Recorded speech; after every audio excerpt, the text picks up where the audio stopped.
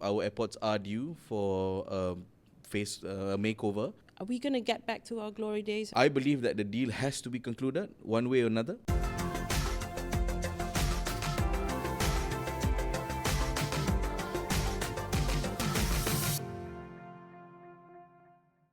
Hello and welcome back everyone to another episode of Beyond the Headlines with me, Hazwin Hassan.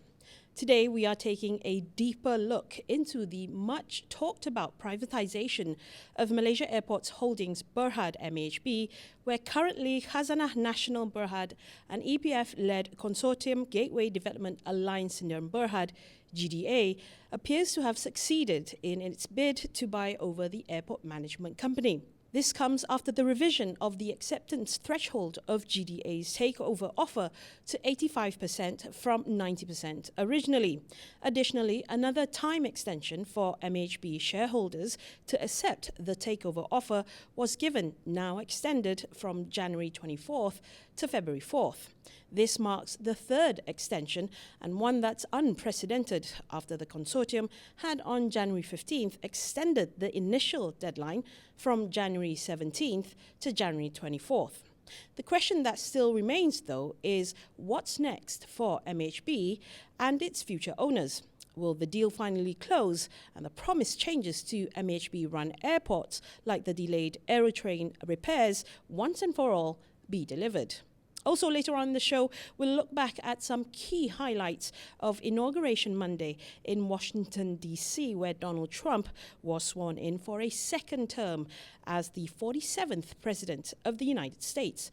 And the latest from Davos at the World Economic Forum WEF 2025 in Switzerland, where Prime Minister Datuk Seri Anwar Ibrahim, in his final leg of a series of overseas trips, received a courtesy call by WEF founder and chairman of the Board of Trustees, Prof Klaus Schwab.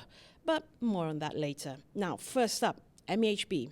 Here with me to discuss this in the studio is my Mobility Vision Chief Strategy Officer, Rahman Hussain. Rahman, welcome to the show. Thank you. Thank you for having me. I'm very pleased to have you here with me. Now, of course, I want to get to the burning question first.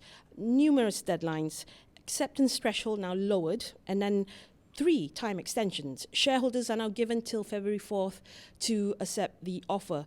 This deal then will have to close, right? I'm sure no more extensions after this.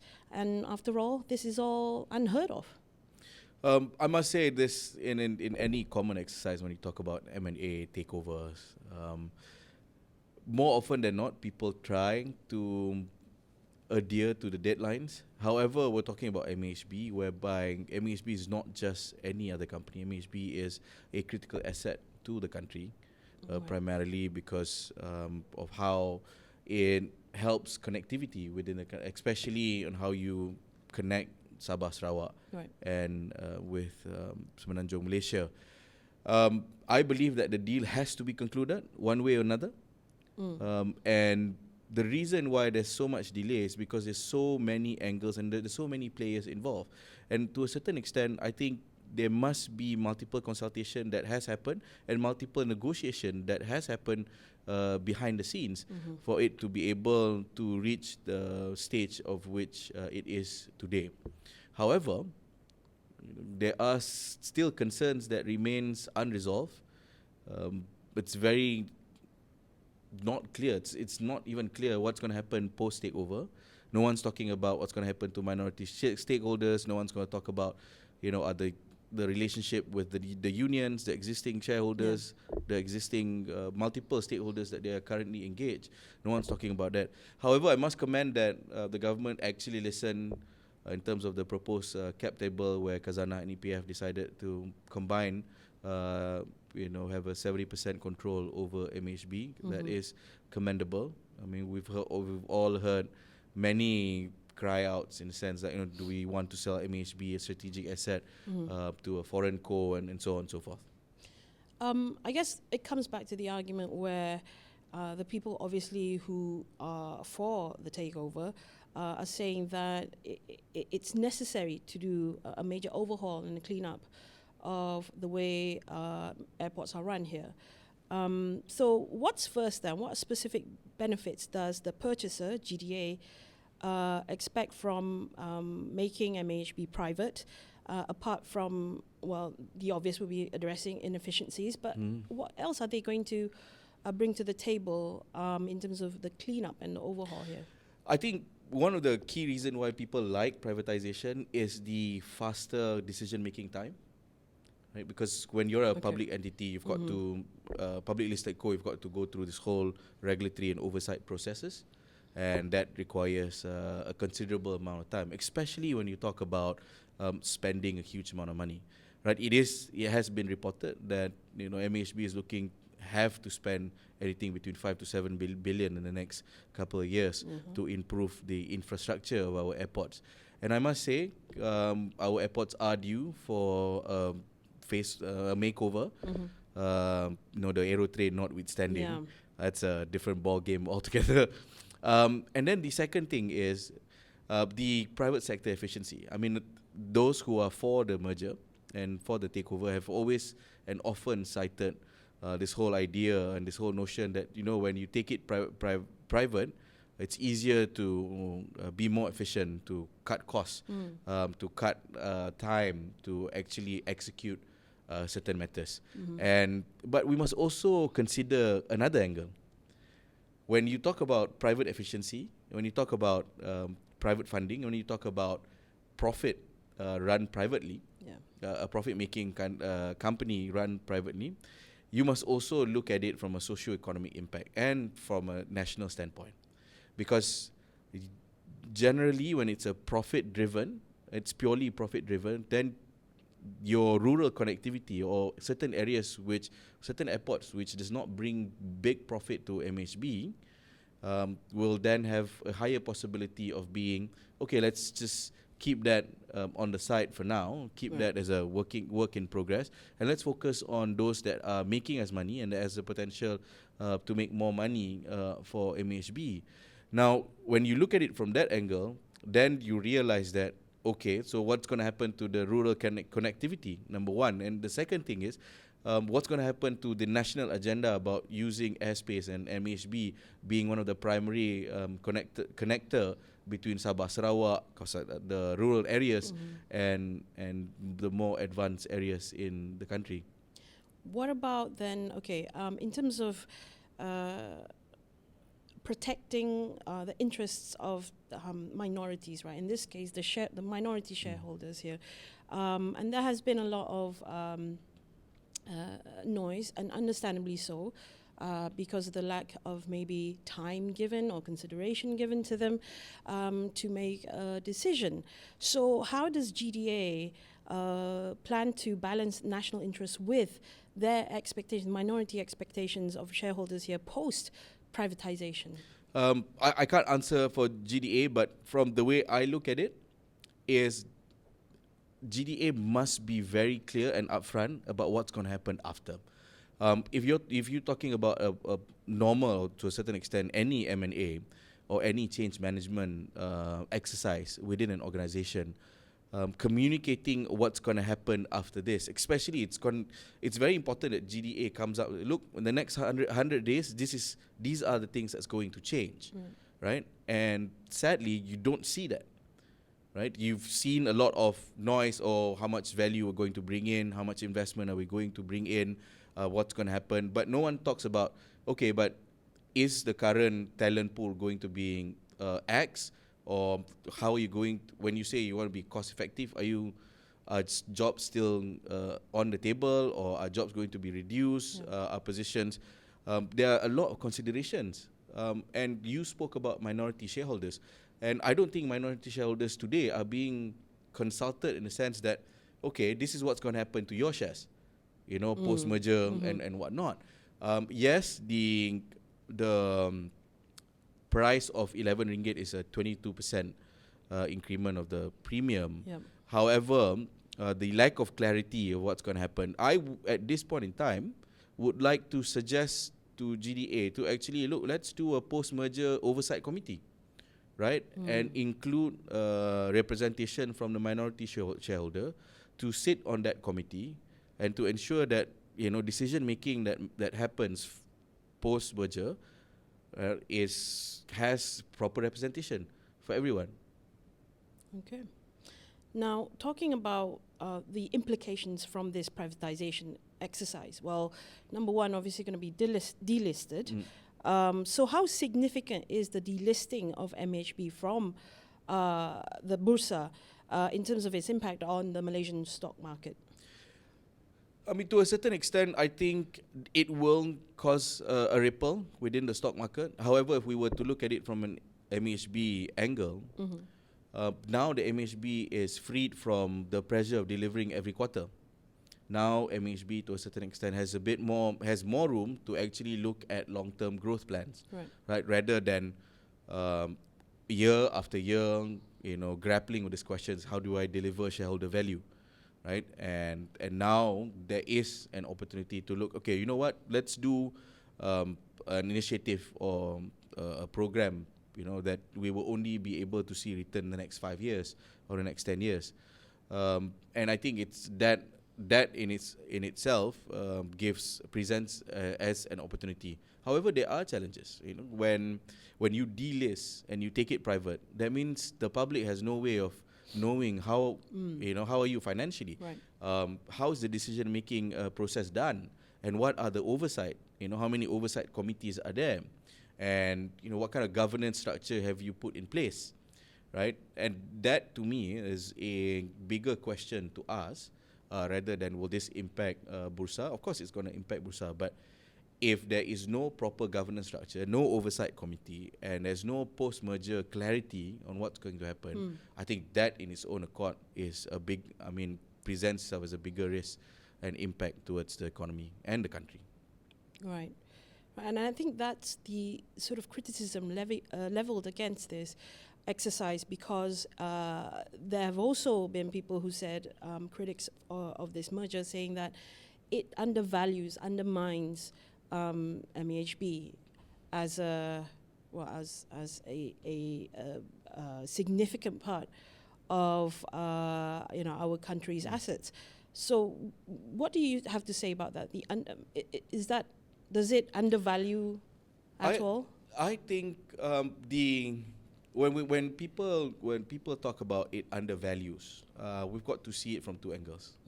We've got to see it from the share price that's being offered, right? And then we've got to see it from, is that the right price for a company of that size, right? An institution, an organization of that size. If you ask me, I think everybody likes to quote this phrase. It's unfair but reasonable. The price. Right, the share prices, it's unfair but reasonable. And then, of course, you look at it from an organization, like, is the full value right? I think the full value is right, given that MAHB, while remains profitable, but it has its challenges. Like, it hasn't been able to raise enough money to continue to modernize our airports, continue to increase the infrastructure, continue to increase their efficiency in terms of delivering critical services. When you talk about MAHB, a lot of people only sees MAHB as a passenger carrier thing, right? But we must also look at it from a transport and goods transportation as well, right? And MAHB being an airport management company, right? One airport doesn't just carry passengers, it carries goods as well, right? And there are critical areas that needs to be modernized and that needs to be improved moving forward. Okay. And from this privatization of a public company like MAHB, do you think this can set a precedent for other state-linked organizations, companies? Most definitely. I mean, I think delisting and going private is an exercise often undertaken by many countries around the world, especially when you talk about taking over critical assets for the nation. Like, you're talking about utilities, you're talking about the likes of TNB, the likes of but this is not the first time such a thing has happened in the country. Like, when you look at the management of water in Klang Valley, right? It used to be segregated through several different companies, right? Some are already on their way to be listed, and all of them decided to, consolidated, and then now we have one water utility company in Klang Valley to sort of like manage that. So it's nothing new. Of course, there are concerns. Like I said, it's the post-merger clarity that I think should be addressed a lot more. And to a certain extent, I think MAHB and the new owners owes it to their stakeholders to actually tell them, okay, look, in the next 100 days, this is what's going to happen, right? To their minority shareholders, to their customers, to their other stakeholders, and say, look, this is what's going to happen. And I think people are upset because you don't see that. Yeah. You don't hear anything. And I'd like to take this opportunity as well to caution that while privatization efforts like this has its benefits, it also has its pitfalls. And a critical asset such as MAHB cannot be run like a 100% private company. The government must step in a sense of regulatory oversight, right? Agencies like MAHB, Ministry of Transport, must play a bigger role in the operation. Not saying in the operation, but a bigger role, sort of like to oversee MAHB. Now that it's being taken private, right? The only one with prerogative to a certain extent to actually see the books authorities are government, right? To actually call the board members and say, look, call the CEO, look, I want to see the books and stuff like that. There must be an oversight committee, right, post-merger. And these oversight committees, the members must be made public, right? Everybody must know that the government, the Ministry of Transport must be seen and must be proactive in terms of MAHB and the running of the aviation industry to a certain extent, MAHB. So do you think that the perception going private is probably making them less accountable is wrong? That now is actually making accountability greater for the owners and MAHB? That's the thing, right? When you take something private, yes, the perception is real. Like, people take their companies private because they want to shy away from prying eyes, right? Which is why I caution that the government must be more proactive in terms of setting up this oversight committee. This is not a normal Berhad that you decided to take private and now the families decide to take over it. No, this is not. Right. This is MAHB. I mean, we run and manage airports across the country, right? And to just let it run like a normal private company without no proper regulatory oversight from the government, I think that would spell, that will really land us in a very, very, troubled waters. And like I said, MAHB itself carries on its shoulder national agenda about connecting different parts of the country, about allowing our airports to be the first point of entry and that delivers excellent services, right? And once it's run privately, and now that it's delisted, when the deal finally gets off the table, the government must also ensure that MAHB will not take this opportunity, or MAHB will not just sideline those areas that does not make them a lot of money. Okay, all right. Now, Rama, I want to move on to the operational challenges for GDA, the future owners here. How does GDA plan to address let's go back to the Aerotrain issue here, the Aerotrain replacement project at KLIA and other outdated infrastructure? Let's start with that first. Mm-hmm. Again, I think GDA needs to start identifying which are the key infrastructure projects that they are going to roll out. Like I said earlier, people who are proponent of this merger have always said, no, GDA is going to bring private sector efficiency and whatnot. Yes, it's easy to say that, but from now on, we haven't heard anything about what's the plan. What's the big game-changing idea that GDA is going to bring in, right? And then we've got to also look at it from This is a very interesting conversation I had with a couple of friends. A lot of them laud the idea that Khazanah and EPF now has 70% stakes, and with the inclusion of MAHB as part of their investment portfolio, the government, ergo the people, will tend to benefit more in terms of dividend yield and whatnot, especially the EPF returns. It's interesting. That's an interesting angle. And then because they say no, EPF and Khazanah has track record to deliver at an efficient level, but there are challenges, and Khazanah and EPF, yes, while they have been giving returns, but those returns are diminishing to a certain extent. If you look at some of their investment portfolios. So GDA must come out with a game-changing thing. You've got to decide, and you've got to make it known, right? Because I think everybody speaks about the MAHB takeover or the MAHB deal from a very financial standpoint. They look at share prices, they look at the actual amount of cap table, who's going to control majority. But no one's really looking at, okay, what's the next step? Yep. Right? Regardless of who decides to come in and who controls majority stake, no one's talking about, okay, this merger is happening because there are 5 things that we bring to the table. Right? We're going to increase the number of aerotrain tracks, or we're going to refurbish whole of KLIA and Terminal 1 and Terminal 2 and stuff like that. Now, speaking of experience in handling infrastructure and running airports, how important do you think GIP, Global Infrastructure Partners, role here? They themselves are being a leading infrastructure investor in airport management. How do you think their experience, how crucial it is for resolving MHB's long-standing inefficiencies? I think they are a great addition to the whole consortium. They have experiences, and one of the more popular airports in London is managed and run by them, Gatwick.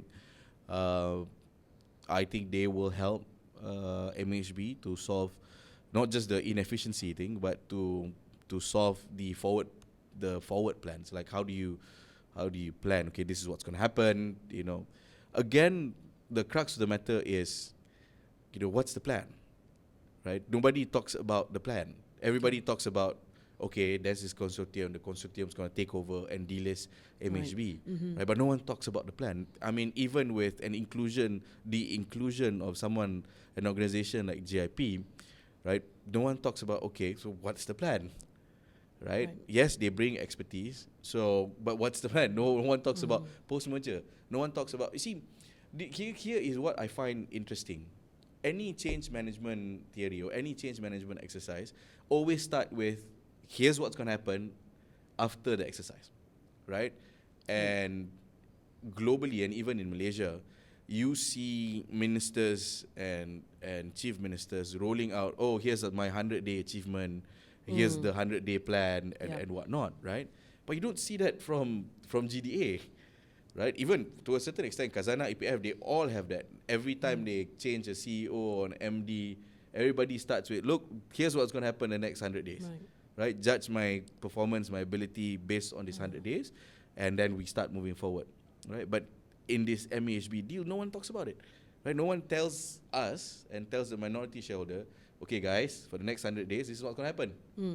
Right? Do you think that the government then should intervene and make them be able to explain themselves? Yeah, I completely agree, right? I mean, deadlines after deadlines have been deferred, right? I think the government must play a more active role. Like I said, one is the establishment of post-merger regulatory oversight committee, which includes everyone. And that this committee, again, must be made public. The government must say, look, guys, you're not just any public listed co that has been taken private. You're not just another Berhad, right? You're MHB, right?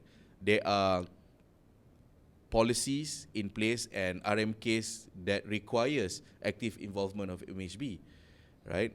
If the government, say for example, RMK 13 talks about connecting everyone so that goods and people move even further, right, better and at a shorter time, then MHB must play their role, right? So MHB cannot just be, okay, never mind, just operate as you see fit, right? So the government must play a more active role. The government must force GDA to, okay, guys, once the deal is over, I want to see the next 100 days what's going to happen, right? Doesn't have to be all fine and dandy or a full plan, but at the very least, you must give people goals or milestones to look forward to. Right. And now on more of a strategic outlook from this exercise, right? How does the privatization of an organization of this stature align with Malaysia's broader aviation and economic strategies? I think it boils down to the fact that now that MHB has been taken private, ideally it's going to take them less time to decide on big ticket items. Ideally, it's going to make them more efficient, probably cut response time down by 30%, for example. Right? In an ideal scenario, this privatization will allow them more room to strategically choose some of the areas that they want to work on in line with government's national interests or the government's agenda on the aviation sector. I'd like to also take this opportunity to talk about talent. Right? Now that the privatization is happening, now MAHB has more control over the MRO side of things, right? And to recruit more talents and to stem the tide of talents moving to Singaporeans, to their Singaporean counterparts, right? Yes, I understand when you are a public listed co, it's going to be quite hard. There are challenges to actually implement a company-wide talent retention or talent pool. But now that you've taken private, it's quite easy to sort of like, okay, tell the government, okay, this is what we want to do to capture the talent, especially in the MRO sector of things.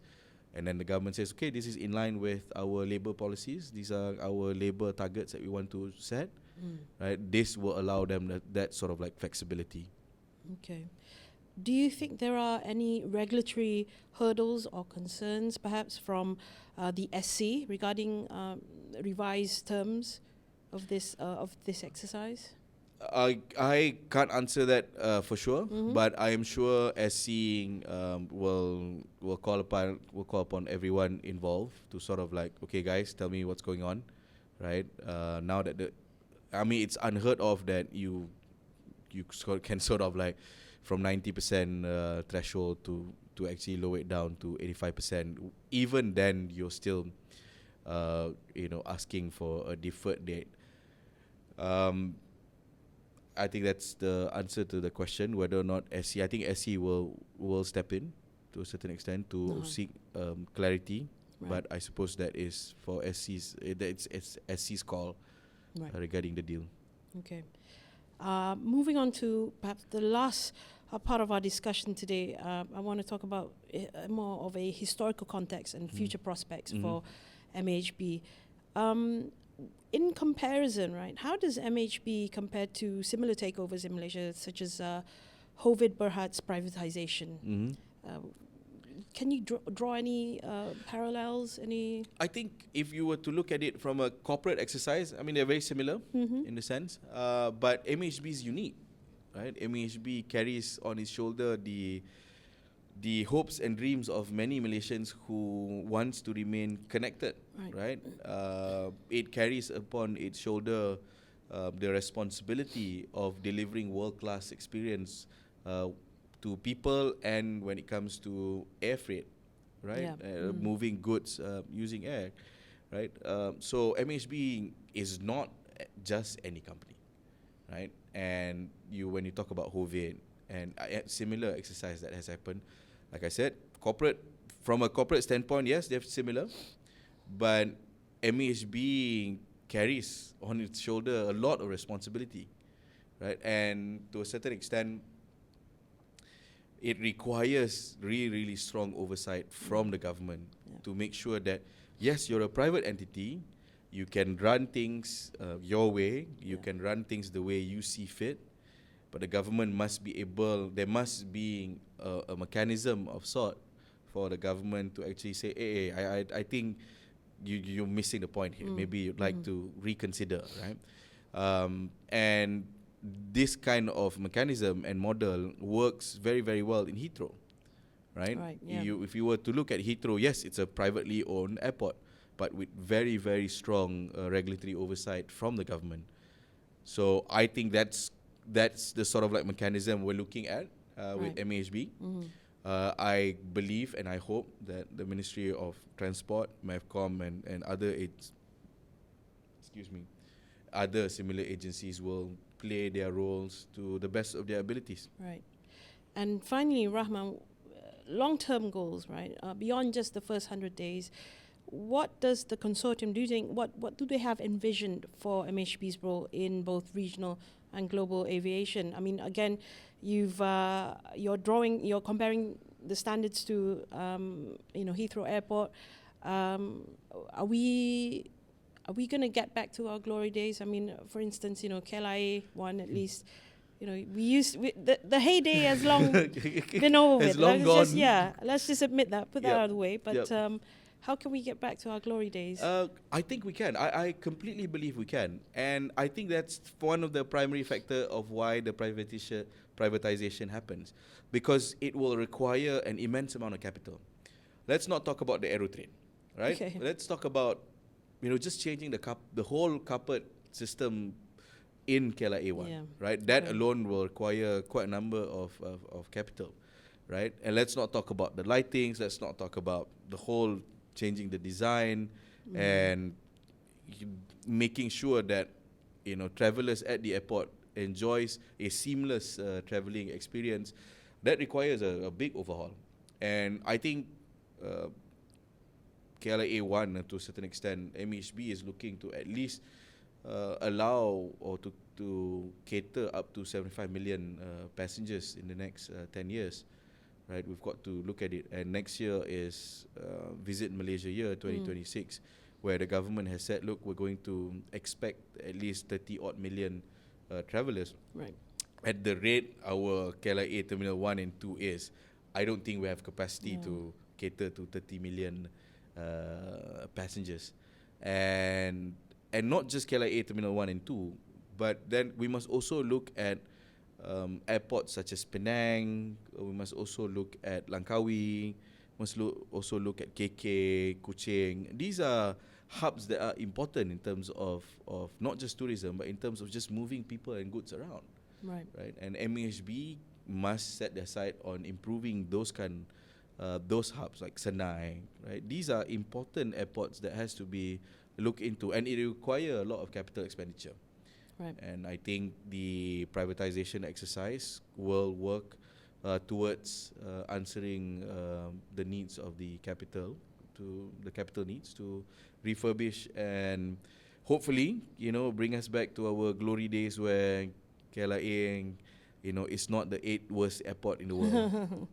That's right.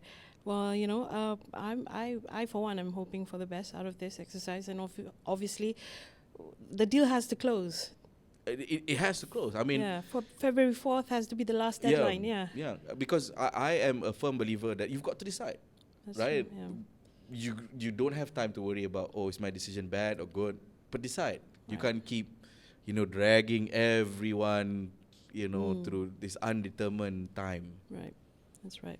Well, thank you so much, Rahman, for your time on Beyond the Headlines. Very wonderful insight. And again, this is all exciting stuff, I think, for not just people in the aviation industry or people who are directly related to this, but I think for the average person like myself, our views out there, this is national importance. This is of absolute national importance. Right. Well, Rahman, thank you so much again for that. Now we're going to get into our roundup of the week's biggest news. And of course, I'm sure if you've been following the news, we've just had the inauguration of Donald Trump as the 47th President of the United States. So On Monday, Donald Trump was sworn in for a historic second term as president, pledging a blitz of immediate orders on immigration and the U.S. culture wars as he caps his extraordinary comeback with one hand raised in the air and the other on a Bible given to him by his mother. The 47th U.S. president took the oath of office beneath the huge rotunda of the U.S. Capitol. Republican Trump and outgoing Democratic President Joe Biden had earlier traveled by motorcade together to the Capitol, where the ceremony was being held indoors and with a much smaller crowd for the first time in decades due to frigid weather. Earlier, they and their spouses met for a traditional tea at the White House. Trump, at 78, makes history as being the oldest president to be sworn in. In 2017, he was a political outsider at his first inauguration as a 45th president, but this time around he was surrounded by America's wealthy and powerful. The world's richest man, Elon Musk, Meta boss Mark Zuckerberg, Amazon chief Jeff Bezos, and Google CEO Sundar Pichai all had prime seats in the Capitol alongside Trump's family and cabinet members. Musk, who bankrolled Trump's election campaign to the tune of $250 million and promotes far-right policies on his X social network platform, will lead a cost-cutting drive in the new administration. While Trump refused to attend Biden's 2021 inauguration after claiming electoral fraud by the Democrat, this time Biden has been keen to restore the sense of tradition. Biden joined former presidents Barack Obama, George W. Bush, and Bill Clinton at the Capitol. Former First Ladies Hillary Clinton and Laura Bush were there, but ex-First Lady Michelle Obama opted to stay away. Unusually for an inauguration where foreign leaders are normally not invited, Argentina's hard-right president Javier Milei was attending, along with Italy's far-right Prime Minister Giorgia Meloni. The bitter cold weather forced Trump's inauguration indoors for the first time since Ronald Reagan's in 1985, missing out on the customary massive crowds along the National Mall. Trump got down straight to business, where on his first day of office, he kick-started his agenda with the signing of around 100 executive orders. He has declared a national emergency at the Mexico border in the south, given the U.S. military a key role on the frontier, and ended birthright citizenship as he seeks to clamp down on undocumented migrants. He has pledged to start immediate deportations of undocumented migrants. He will also sign an order for the U.S. government to recognize only two biological sexes and seek to eliminate federal government diversity programs as he takes office. The announcement of the hardline policies came a day after Trump had promised a brand new day and to end 4 years of American decline. He says, "I will act with historic speed and strength and fix every single crisis facing our country." He said this at the Inauguration Eve rally where he danced with the Village People Band. And in our second update, in Europe, on Wednesday, Prime Minister Datuk Seri Anwar Ibrahim began his final day at the World Economic Forum Annual Meeting 2025 by receiving a courtesy call by none other than WEF founder and chairman of the Board of Trustees, Professor Klaus Schwab.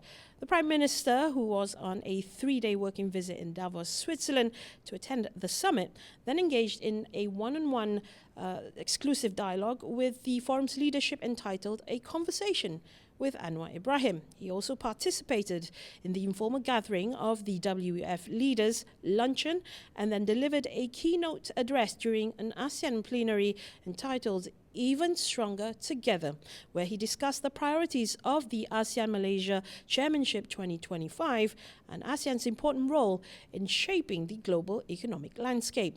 The Premier held bilateral meetings with Libyan Prime Minister Abdul Hamid Dibba, Somali President Hassan Sheikh Mohamud, and Dutch Prime Minister Dick Schoof, as well as a business meeting with French energy company Total Energies.